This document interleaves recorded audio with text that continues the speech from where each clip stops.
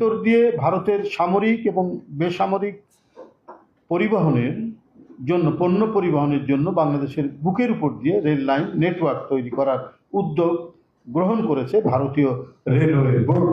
নিশ্চয়ই বাংলাদেশের দামি সরকারের যিনি প্রধানমন্ত্রী, তার অনুভূতি ক্রমে, তার ইচ্ছাধীনে প্রতিদিন যেখানে বিএসএফ কর্তৃক বাংলাদেশিদের জীবন যাচ্ছে, যারা বাংলাদেশের মানুষের মানবাধিকার ও মানবতার তোয়াক্কা করে না, তারাই যদি বাংলাদেশের বুকের উপর দিয়ে সামরিক ও বেসামরিক পরিবহন উত্তর পূর্বের দিকে ধাবিত করে, তাহলে বাংলাদেশের দুর্বল সার্বভৌমত্বের বাকি অংশটুকু নিঃশেষ হয়ে যাবে।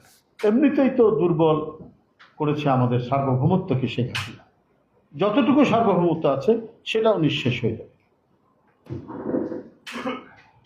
যারা বাংলাদেশের জনগণের বিরুদ্ধে গণহিংসার মনোভাব পোষণ করে, ভারতের স্বরাষ্ট্রমন্ত্রী অমিত শাহ বলেছে বাংলাদেশের মানুষদের উল্লেখ করে যে উই পোকার মতো, যে ভারতে যে সমস্ত মুসলমানরা আছে তারা বাংলাদেশের লোক, এরা উই পোকার সাথে তুলনা করেছে। এ ধরনের নানা ধরনের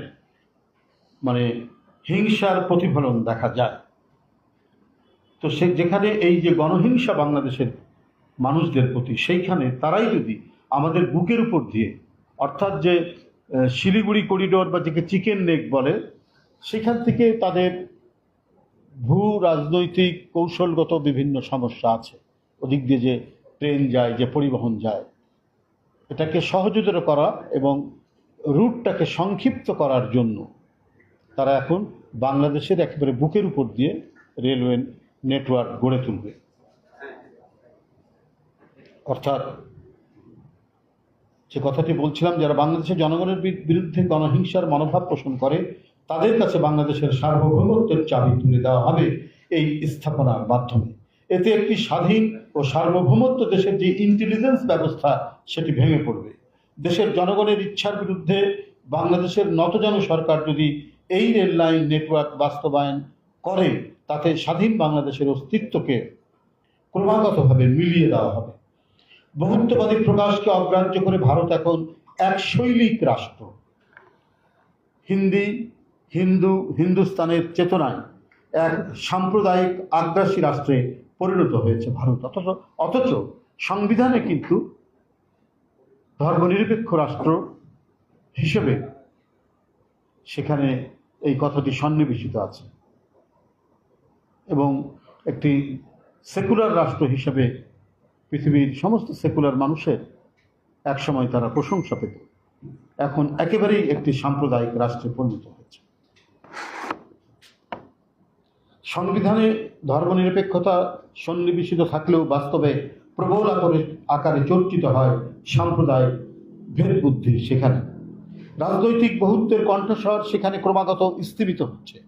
দেশের মানুষ জানে যে শেখ হাসিনা অনেক গোপন চুক্তি করেছেন, এখন সেই চুক্তিগুলির স্বরূপ প্রকাশিত হতে শুরু করেছে।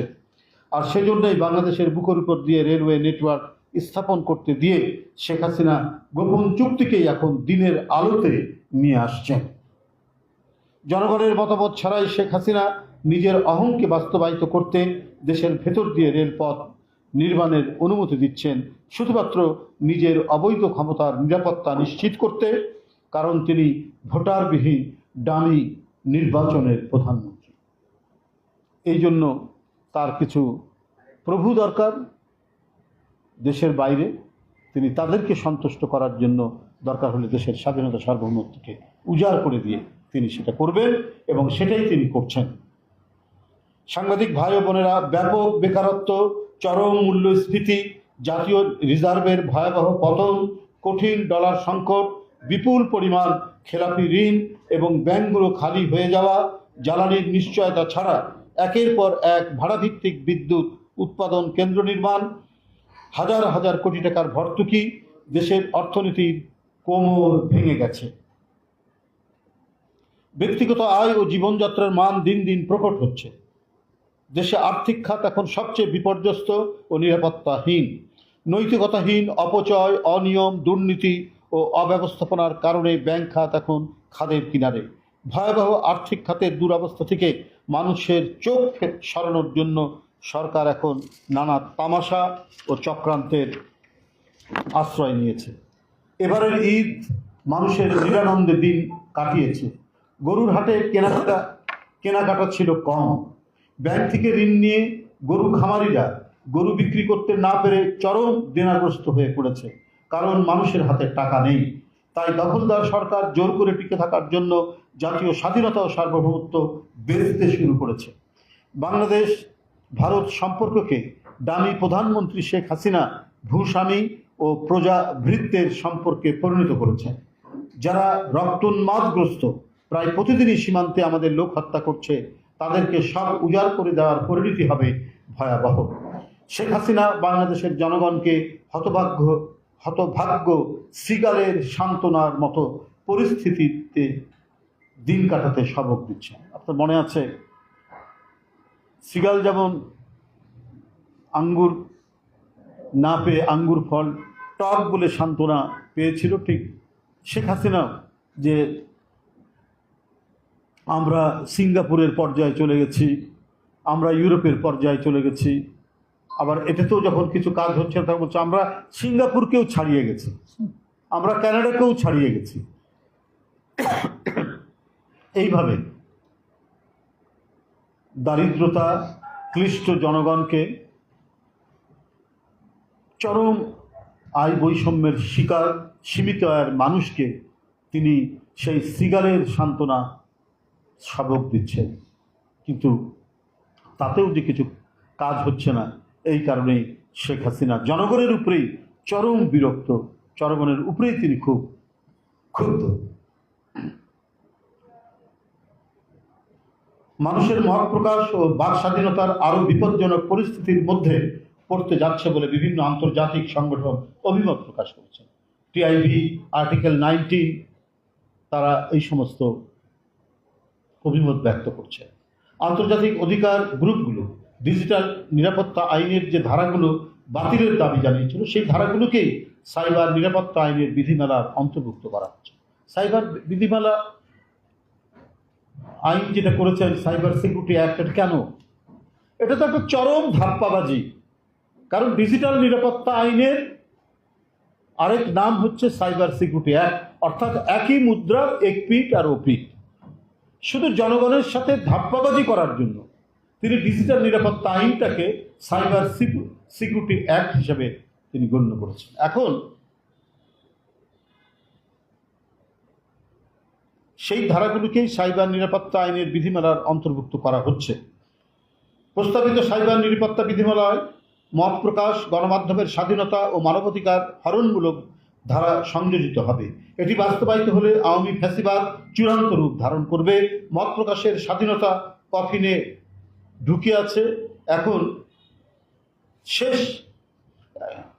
এই যে বিধিমালা তৈরি করা হচ্ছে সাইবার সিকিউরিটি অ্যাক্টে, এইটা পাশ হয়ে গেলে এটাই হবে সর্বশেষ পেরে। সাইবার নিরাপত্তা আইনের কার্যক্রমে জবাবদিহি ও স্বচ্ছতা নিশ্চিত প্রক্রিয়া সংক্রান্ত ধারা উল্লেখ নেই। এর ফলে ব্যক্তির গোপনীয়তা ক্ষুণ্ণ হবে, সরকারের নিয়ন্ত্রণ প্রতিষ্ঠা সহ ইচ্ছাধীন কার্যক্রম পরিচালনার ঝুঁকি থাকবে বলে অংশীজনেরা অভিমত ব্যক্ত করেছেন। এই বিধিমালা অনুমোদিত হলে গোটা দেশটাকেই বাকরুদ্ধ করে তুলবে। শেখ হাসিনা ফ্যাসিজম পাকাপোক্ত করার জন্য কালা কানুনের বহুতর উপকরণ সংযোজন করছেন। শেখ হাসিনা চান তার ক্ষমতার নিশ্ছিদ্র নিরাপত্তা। একের পর এক ড্রাকোনিয়ান আইন তৈরি করে শেখ হাসিনা একদলীয় শাসনের জয় পতাকা উড্ডীন রাখতে চান। শেখ হাসিনার ক্ষমতা ধরে রাখার বাসনা আরো তীব্রভাবে মাথাচাড়া দিয়েছে।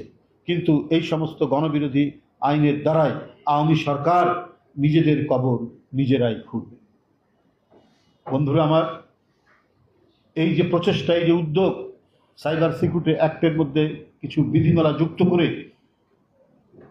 তিনি যে জনগণের কণ্ঠরুদ্ধ করা এবং গণমাধ্যমের স্বাধীনতাকে চিরতরে অদৃশ্য করার, এটি হবে একটি পায়তারা। তাদের এই উদ্যোগের, তাদের এই প্রচেষ্টা আমি তীব্র নিন্দা এবং প্রতিবাদ জানাচ্ছি। আপনাদের